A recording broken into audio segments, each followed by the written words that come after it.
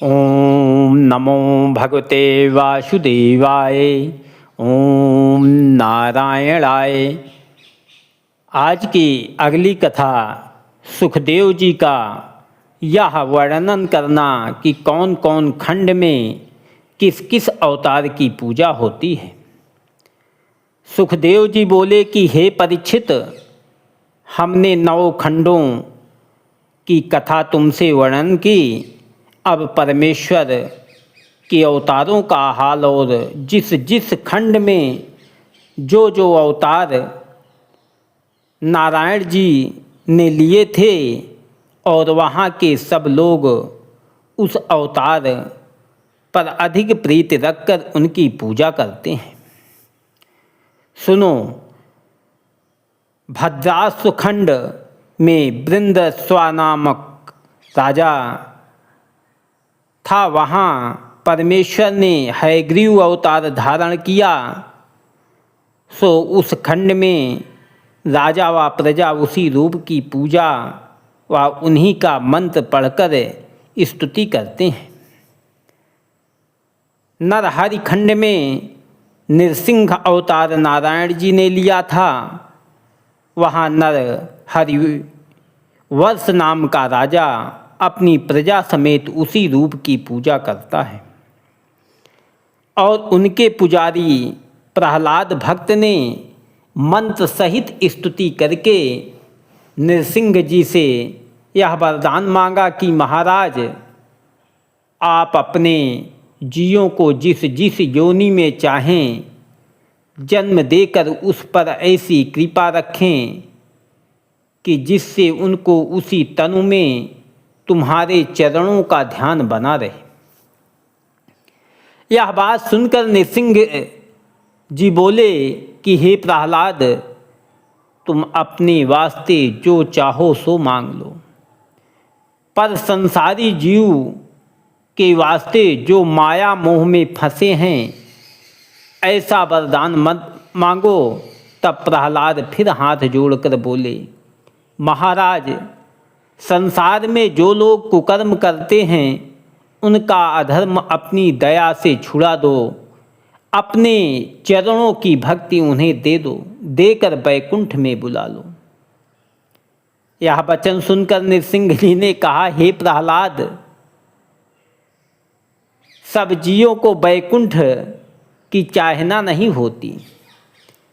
जिसे सत्संग प्यारा होता है उसे ज्ञान मिलता है। कलयुग में मनुष्य को सत्संग अच्छा नहीं लगता।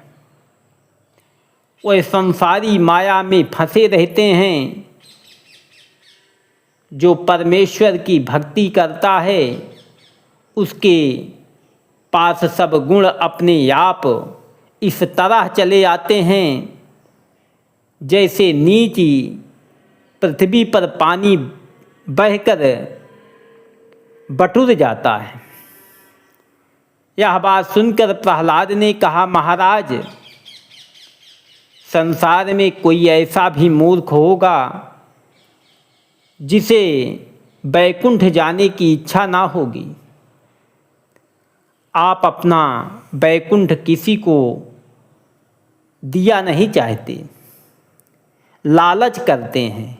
मुझे इस बात में लज्जा मालूम होती है कि संसारी लोग ऐसा कहेंगे कि प्रहलाद के स्वामी लालची हैं।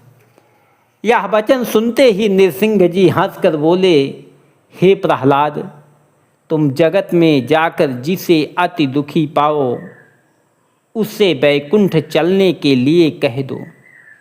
कहो, देखो वह क्या कहता है।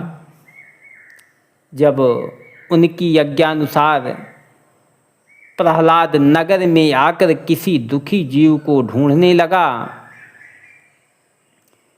तब उसे एक सूकर अति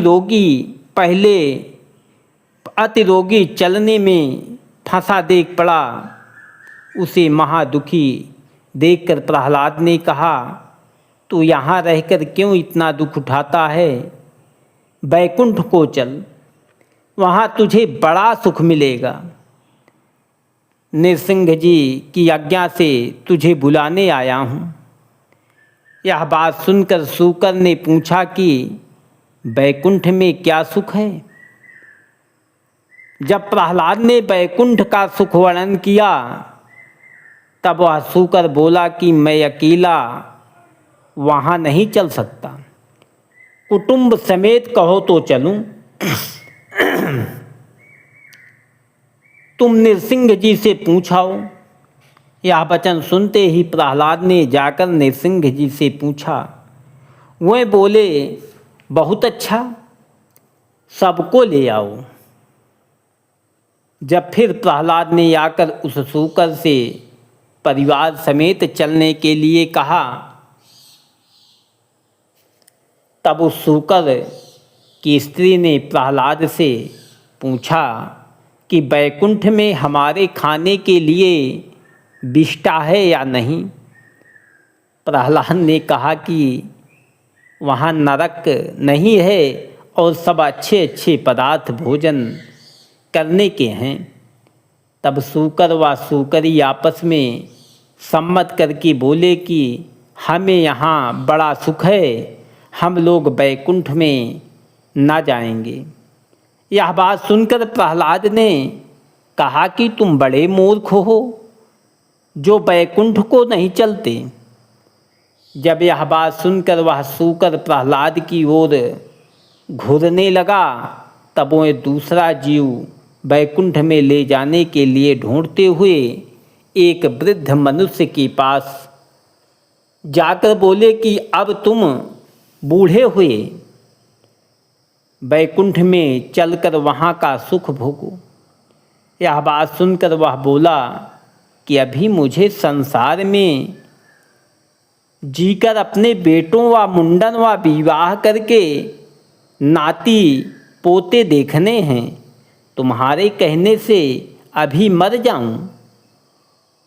मर जाबे, तुम यहाँ से चले जाओ, हमारे बेटों के सामने ऐसा वचन कहते हो, वह तुम्हें दंड देते।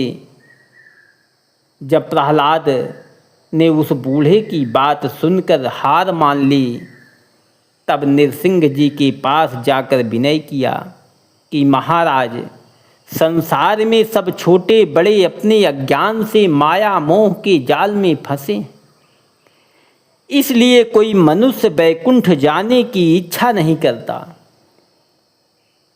यह वचन सुनकर नृसिंह जी बोले, हे प्रहलाद, जगत में जिस जीव ने जो तनु पाया वह उसी योनि में मग्न रहता है, उसकी इच्छा किसी तरह पूरी नहीं होती।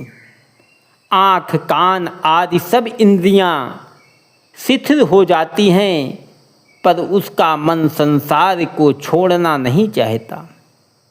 यह बात सुनकर प्रहलाद ने नृसिंह जी को दंडवत करके विनय किया, महाराज, यह स्वभाव की माया है, जिसको आप दया करके ज्ञान देते हैं वह बैकुंठ जाने की इच्छा करता है। सबको ज्ञान प्राप्त होना बहुत कठिन है। केतुमाल खंड में कामदेव भगवान ने अवतार लिया था, वहाँ लक्ष्मी जी प्रजा समेत मंत्र पढ़कर उनकी स्तुति व पूजा करती हैं। रमणक खंड में परमेश्वर ने मत्स्य अवतार धारण किया था, वहाँ रमणक नाम का राजा अपनी प्रजा समेत मत्स्य की पूजा करता है।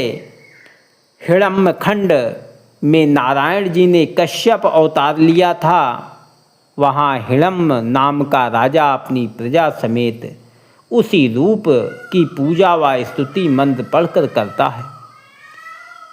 कुरुखंड में भगवान ने वाराह अवतार धारण किया था, वहाँ कुरु नाम का राजा अपनी प्रजा समेत उसी रूप की पूजा मंत्र पढ़कर करता है। और पृथ्वी उस रूप की स्तुति करके कहती है कि आप हिरण्याक्ष दैत्य को मारकर मुझे रसातल लोक से ले आए हैं। सुखदेव जी का राजा परीक्षित से शेष खंडों का हाल कहना सुखदेव जी बोले कि हे राजन, कि मोर खंड में रामचंद्र जी विराजते हैं और हनुमान जी मंत्र